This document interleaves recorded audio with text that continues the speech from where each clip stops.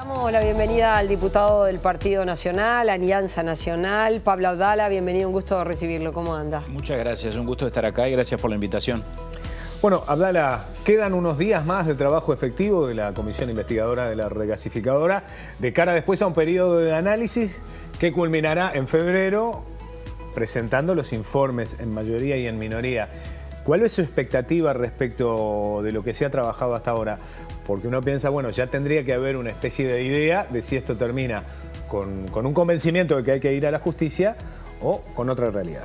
Bueno, efectivamente, la Comisión Investigadora está redondeando su trabajo, podríamos decirlo así. Formalmente el plazo está venciendo el día 6 de diciembre, de acuerdo a lo que dispuso la Cámara después de sucesivas prórrogas, o de una prórroga que se votó en su momento.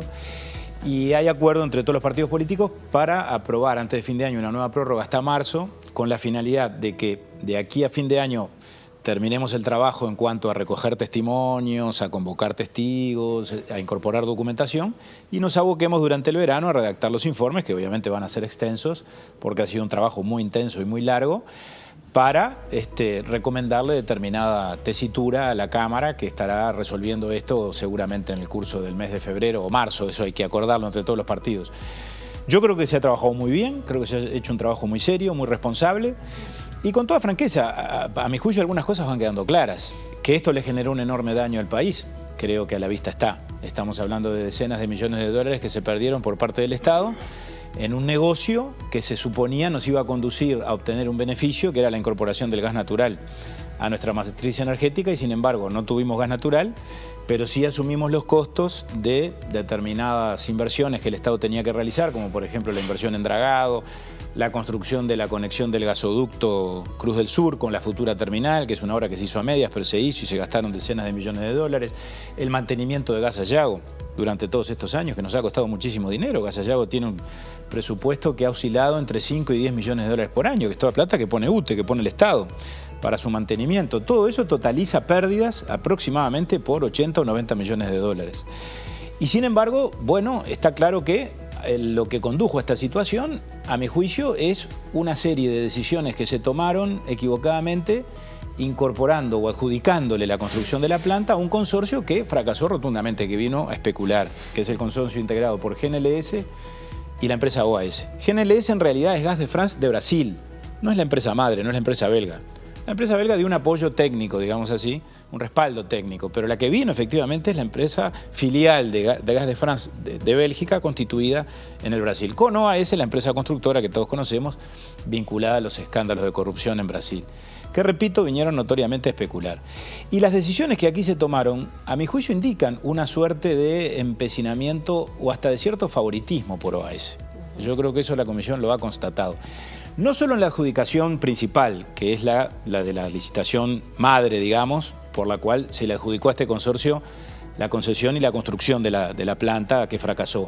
También por la adjudicación de esa obra conexa, que es la interconexión del gasoducto que se le dio a OAS en condiciones, a mi juicio, totalmente sospechosas, porque OAS era una de las 18 ofertas que se presentaron, y aunque no tenía, como surge de los propios informes de Gas Sayago, antecedentes en la construcción de este tipo de obras, porque la conexión del gasoducto implica la construcción de un tramo subfluvial de 3 kilómetros, porque estamos hablando de una obra offshore que se hizo en el medio de la bahía de Montevideo. Bueno, la propia Gas Sayago en los informes preliminares estableció que OAS no cumplía los requisitos de admisibilidad de ese llamado. Y sin embargo se la terminó preseleccionando y se le terminó adjudicando la construcción de ese gasoducto. Todo fue muy raro. ¿Cree que el expediente, su intención es que enviarlo a la justicia? Es una decisión que tendremos que tomar primero en la interna del Partido Nacional y después con los demás partidos de la oposición, que en general todos hemos sido críticos de lo que pasó. El Partido Colorado, el Partido Independiente y la Unidad Popular, que estamos todos representados en la comisión. Yo creo, Ana María, que la probabilidad de que los antecedentes terminen en la justicia es alta, por una razón muy sencilla. No va a ser ni siquiera necesario que nosotros hagamos una denuncia penal, capaz que la hacemos, pero ya hay 2 procesos judiciales en marcha con relación a la regasificadora. Hay una denuncia de estafa presentada por una de las empresas subcontratistas, casualmente la que construyó o colocó los pilotes que hoy se ven en la bahía de Montevideo, que es lo único que quedó, que ya eso no tiene ningún valor, que se consideró estafada por este grupo, por este consorcio, por GNLS y OAS, y entabló ante el juzgado del crimen organizado una denuncia por estafa. Pero además, es de privados a privados. Exacto, pero además hay otro juicio también, bueno, en este caso iniciado por el doctor Salle, que está en la justicia penal. Es decir, hay causas penales que están en curso. Aunque más no sea trasladar los antecedentes que hemos reunido en la comisión a los ámbitos judiciales que están investigando esto, parece una consecuencia natural. No cuesta nada. Repito, no implica hacer una nueva denuncia. Sin perjuicio de lo cual tendremos que analizar los pasos que damos. Yo no descartaría que simplemente desde el Parlamento recomendáramos a la Cámara, lo votará o no, y si no lo vota porque el Frente tiene mayoría, bueno, tal vez nosotros directamente trasladarle todos los antecedentes a la justicia penal. Muy bien, siempre los tiempos nos apuran un poco y no queremos dejar de preguntarle por temas que hacen a la vida estrictamente político-electoral. Porque hace unos días aquí el diputado Jorge Gandini decía un rotundo no a repetir la experiencia de la concertación para Montevideo, al mismo tiempo que el senador Javier García de alguna manera volvía a poner de manifiesto la necesidad de que para derrotar al Frente Amplio la concertación sigue siendo una herramienta. ¿Cómo ve Pablo Abdala esa discusión? Y yo capaz que estoy en una posición ecléctica, digámoslo así. ¿Por qué razón? A mí el instrumento de la concertación como idea me seduce, me parece interesante. Yo creo que la experiencia de la que venimos, uno tiene la obligación de ser optimista en esto y de mirar las cosas con un sentido más constructivo que derrotista. Creo que no fue una mala experiencia. Cometimos muchos errores los que conformamos la concertación y los que la administramos. ¿Fue un error? En el manejo de las candidaturas. García fue un gran candidato, pero a mí me hace acordar mucho lo que dijo Wilson de Sumarán en la explanada de la universidad. Los uruguayos descubrieron que en Sumarán tenían un gran candidato cuando ya estábamos encima de las elecciones, porque no era un candidato conocido, ¿no? Fue un candidato llevado por las circunstancias, Sumarán. Salvando las enormes distancias, por errores en todo caso en la definición de los candidatos, elegimos un candidato que no era conocido por los montevideanos, que era Álvaro Garcés, que resultó un excelente candidato porque es un hombre muy capaz. Pero los candidatos hay que hacerlos conocer, tienen que ser conocidos como primer elemento. Gandini venía sin duda en aquel momento, ustedes lo recordarán, cumpliendo un proceso, digamos, de construcción política en Montevideo muy importante que desembocaba en su candidatura a la intendencia. Por razones políticas de aquel momento que ya pasaron, no vamos a volver sobre ellas, bueno, hubo claramente un giro de 180 grados en la definición electoral del Partido Nacional. Al Partido Colorado le pasó algo parecido. Ustedes se acuerdan que Ney Castillo era candidato hasta poco tiempo antes y era un buen candidato con buena imagen en Montevideo. Claro, situaciones distintas. Ney Castillo sin apoyo económico para llevar adelante una candidatura. Está bien. Gandini, que literalmente es bajado por el liderazgo de Luis Lacalle Pou. Está bien, pero repito, ya eso pertenece a la historia, no tiene mucho sentido volver sobre eso. Me quedo con los efectos. ¿Qué es lo que pasó de esos errores que se cometieron? Bueno, que terminamos manejando mal los tiempos y manejando mal las postulaciones. Y aún así, el resultado electoral no fue tan malo. Logramos polarizar la opinión entre el candidato oficialista, que era un muy buen candidato, Daniel Martínez, todos sabemos, ganó con luz esa elección, y el partido desafiante, que era el partido de la concertación, que bueno, que yo creo que por lo menos logró arrimar. Es decir, generamos un escenario medianamente competitivo. La expectativa de que se podía polarizar la elección y eventualmente podía haber un cambio político en Montevideo. Obtuvimos 2 alcaldías también, ¿no? ¿Por qué desde el Partido Nacional y el Partido Colorado se ha deteriorado la relación con Edgardo Novick?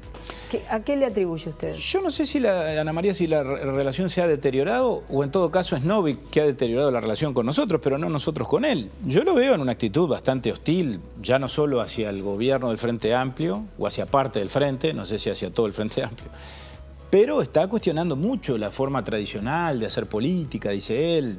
Quiere postularse o aparecer o erigirse como una expresión nueva, renovadora de la política. No sé, en su derecho está. Yo francamente creo mucho en lo que hacemos nosotros y creo mucho en la política en el sentido clásico, porque la política es una actividad noble y es una actividad que implica ejercerla de acuerdo a cánones profesionales y de acuerdo a criterios que a mi juicio están enraizados en la mejor tradición nacional y que no necesariamente implican una visión viciosa o pecaminosa del manejo de las cosas públicas. Me parece que si llevamos estas definiciones a ese terreno, vamos por muy mal camino. Pero el hecho es que Novick ha elegido distanciarse y ahí es donde yo veo, yo les decía hoy, mi posición es ecléctica, a mí me gusta la idea de la concertación, pero para concretarla tiene que haber condiciones políticas que la hagan viable. Entonces, la concertación hoy es un acuerdo entre blancos y colorados exclusivamente y no sé, tendríamos que ensanchar la base. ¿El Partido Independiente estaría dispuesto? las señales que ha dado Pablo Mieres más bien son reticentes. Bueno, ¿qué hará el partido de Novik en estas condiciones? Es fácil hablar con Novik para ver si nos ponemos de acuerdo en reeditar lo que hicimos hace 5 años. Ahí es donde yo veo dificultades como para, repito, generar una concertación 2. Ahora, como idea, repito, me parece que no es mala y no compromete principios esenciales. El temor que había, que muchos compañeros nuestros dijeron antes de la experiencia del 2014 o del 2015, esto nos va a hacer perder identidad, va a fomentar el concepto de que blancos y colorados son lo mismo. Yo creo que ahora somos más blancos que antes, es decir, ni dejamos jirones de identidad partidaria por el camino, ni nos desdibujamos. La principal víctima de la concertación fue el Partido Colorado, sin lugar a dudas. Bueno, eso lo dirán porque los colorados. buena parte de su electorado y de ese magurnismo muy fuerte culminó en el partido de la gente. El candidato del Partido Colorado tuvo una expresión prácticamente que simbólica en esa elección hacia la intendencia, y hoy el propio Partido Colorado refleja cifras que son muy preocupantes de cara a su permanencia en el escenario político. Está bien, eso lo tendrán que decir los colorados, pero yo digo, ¿eso es imputable a la concertación o también es un tema de candidaturas? ¿O surgió un candidato que en todo caso tenía un perfil ideológico que competía con el Partido Colorado y que lo terminó absorbiendo? Porque además proviene de allí. Novik, que tampoco es un marciano, ¿no? Sí, sí. Que ha llegado al Uruguay del día de hoy, ha hecho política toda su vida, vamos a decir las cosas como son.